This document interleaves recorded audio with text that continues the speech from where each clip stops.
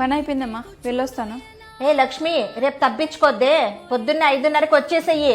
శ్రావణ శుక్రవారం ఇండ్లెలకల్లా సాయంత్రం పేరెంటం పెట్టుకున్నాను నేను. పేరేంటమ్మా?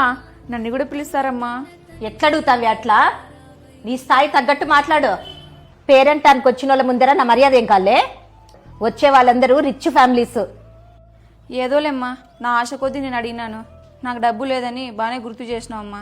నా స్థాయి తగ్గట్టుగా నేను ఉంటా. ఇప్పుడు తెలిసొచ్చింది కదా, ఇక ఊరేగు. మా ఏంది అట్లా మాట్లాడావు నువ్వు? లేకపోతే ఏమే, దానికి ఎంత పొగురే? పేరెంటానికి దాన్ని పిలిచాలంట నేను. దాని స్థాయి ఏందో తెలుసా దానికి?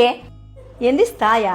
15 ఏళ్ల కిందట ఒక్కసారి మన గతాన్ని గుర్తు చేసుకోమా. 15 ఏళ్ల కిందట మనకి ఏముందమ్మా? ఒక పూట తింటే ఒక పూట తినని వాళ్ళము. శ్రావణ మాసం వస్తే పక్కింటోళ్ళు ఎదురింటోళ్ళు మనల్ని పిలిచలేదు, మనం బీదవాళ్ళమని నువ్వు ఎంత బాధపడతాంటివి మా అప్పుడు. మనం ఇప్పుడు చేసింది ఏంది మా? అదే నువ్వు చేస్తున్నావు. ఒక్క నిమిషంలోనే ఏదైనా జరగచ్చు మా. బండ్లు ఓడలు కావచ్చు, ఓడలు బండ్లు కావచ్చు. మనకేదో దేవుడు కరుణించాడు కాబట్టి మనం ఈ స్థాయిలో ఉన్నామ్మా. ఏందమ్మా నువ్వు? నిజమేమా మహి నువ్వు చెప్పిండేది. 15 ఏళ్ల రేపు ఫస్ట్ తాంబూలము లక్ష్మికే ఇస్తాను. డబ్బు అహంకారంతో మాటలు మాట్లాడే ముందరా జాగ్రత్తగా ఆలోచించుకోండి. ఎప్పుడు ఏదైనా జరగచ్చు.